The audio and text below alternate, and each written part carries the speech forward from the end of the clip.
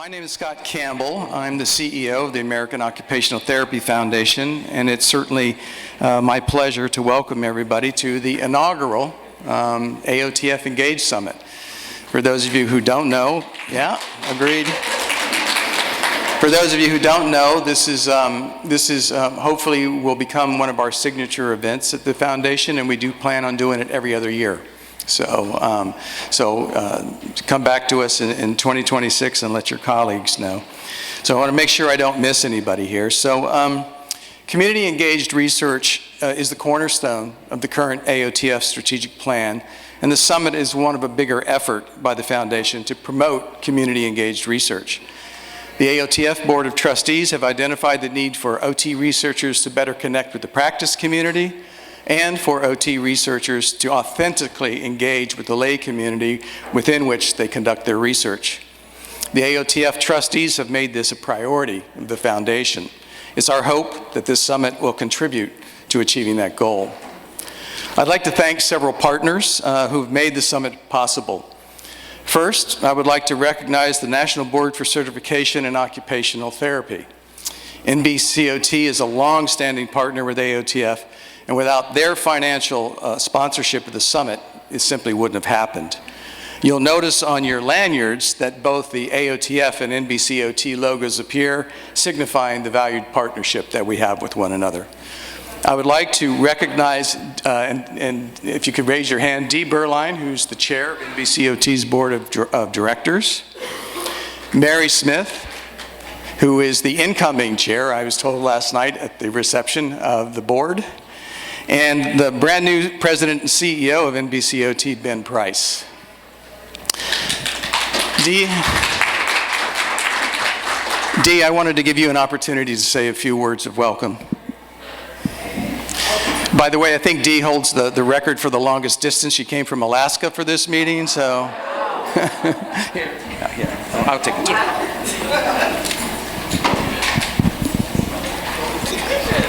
Thank you and welcome. It's a great pleasure for NBCOT to be able to co-sponsor this activity. NBCOT's really our mission is to protect the public. And what better way to protect the public than through good research, evidence-based practice, and making sure that our practitioners know how to use that research. So I think this is just a great start. I look forward to the upcoming ones. I hope that this is an annual event or biannual event.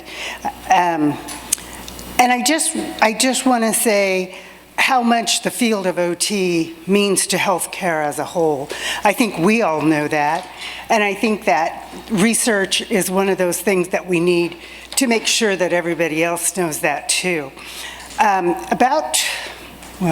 Probably 25 years ago, I was at a conference and they were going on and on about this new treatment practice. And I thought, wow, this is really good. And she said, this is only as good as our research to back that up. Because if we don't find a way to prove that this works, the insurance companies are going to find a way to prove that it doesn't work. And that's a lot easier for them. So just back to the whole thing of we need good research. And I look forward to hearing great things from this conference, even though I'll be done in a couple of weeks. I look forward to hearing what next year's comes up with. Thank you very much. Thank you. So please take a few minutes over the next 2 days to personally thank NBCOT for their support. I'd also like to recognize the members of the planning committee who were essential in putting this summit together. The co-chairs of the committee are Susan Magasi and Jessica Kramer. You'll hear from Susan in just a few minutes.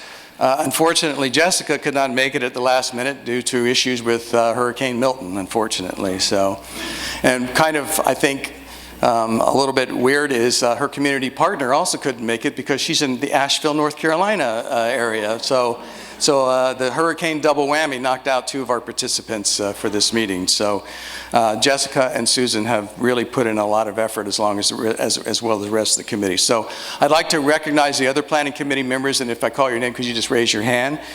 Teal Benavides. Teal's back there. Joy Hamill. Roger Adishi, And Roger holds the record for bike riding to the meeting this morning. He lives in D.C., and he told me he rode 9 miles on his bike this morning to attend the meeting, so way to go, Roger.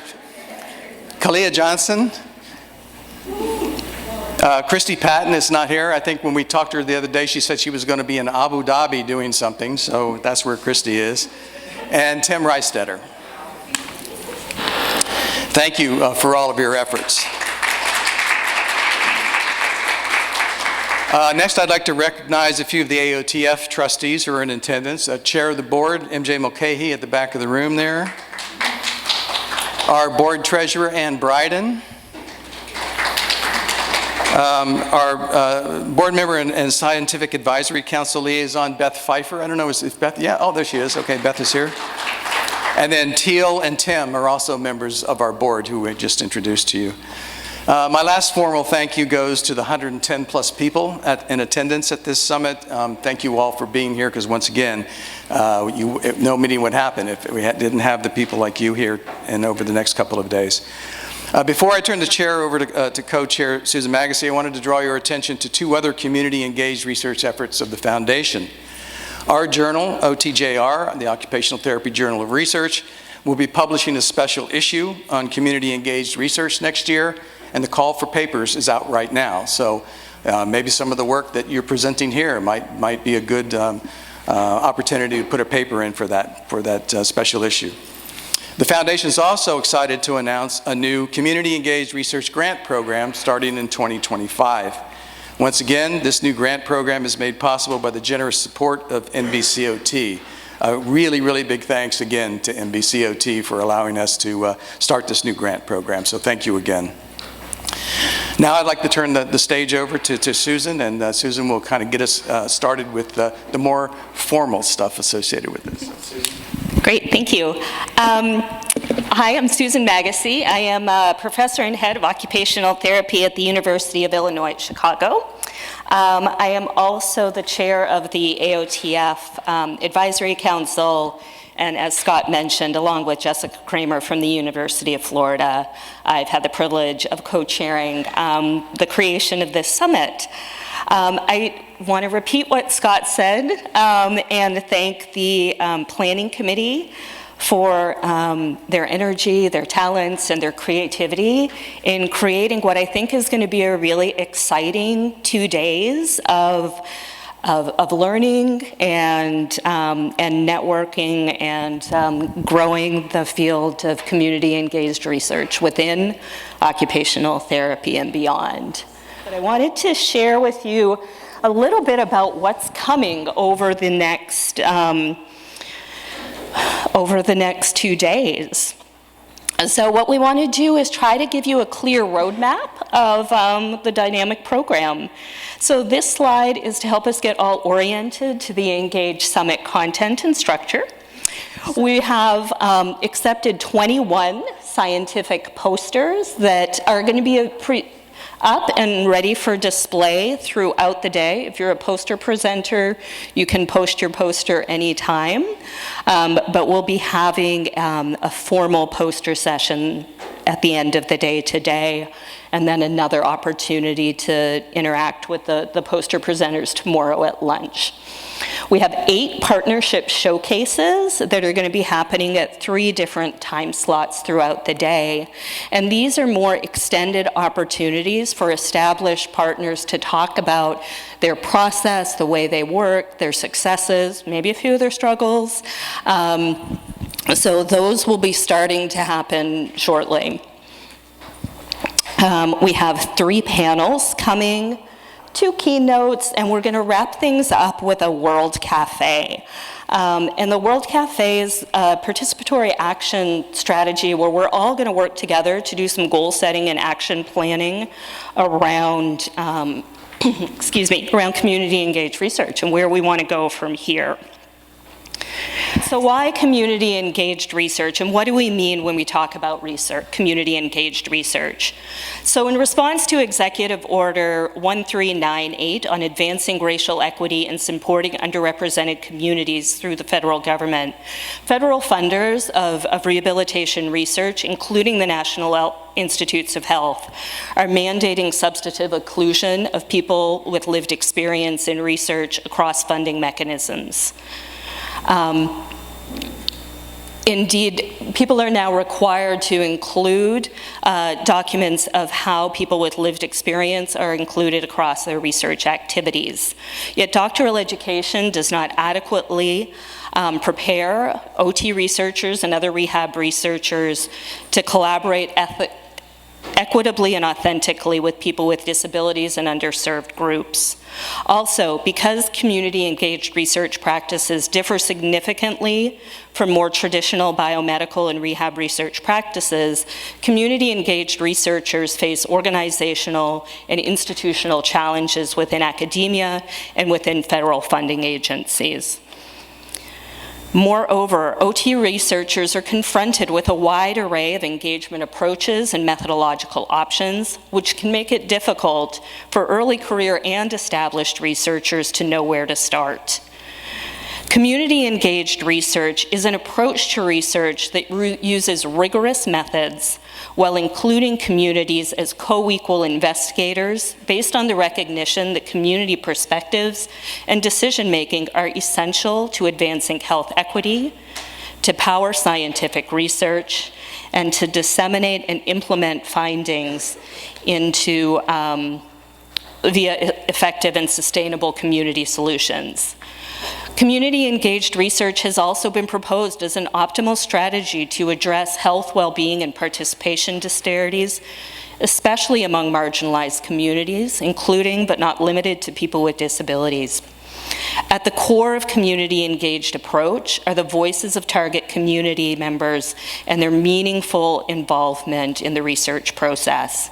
So grounded in the lived experiences of individuals with disabilities and other minoritized communities, community-engaged research has the power to make change, build capacity, and empower individuals, groups, and communities.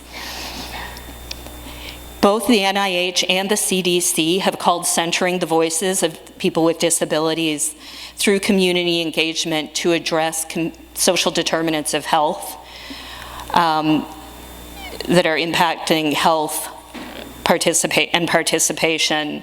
Social determinants of health include issues like economic stability, employment, food security, housing security, transportation, education, social and community contexts, rehabilitation, and healthcare systems, as well as neighborhood characteristics and the built environment.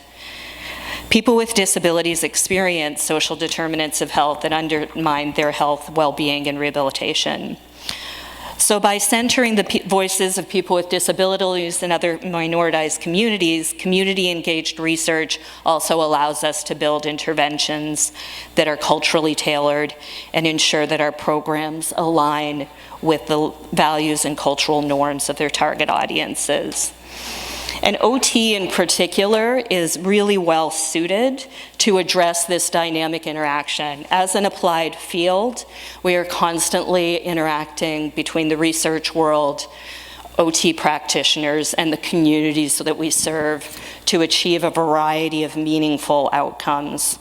As Scott stated, it is within AOTF's mission to advance the science of occupational therapy to support people's full participation in meaningful life activities, and community-engaged research is one important way that we can get there. So I just wanted to, again, thank AOTF, move us along into our first panel, and let us know the lay of the land. So if panel one would like to come up. Throughout the day, I'm going to be posting a similar slide that just gives you a roadmap for what's to come. So we will be starting with our panel one, followed by a refreshment break, and moving into our partnership showcase. We're going to start with our first panel. So it is my great pleasure to turn the microphone over to Dr. Joy Hamill, who will be moderating the first panel titled Understanding the Spectrum of Community Engagement.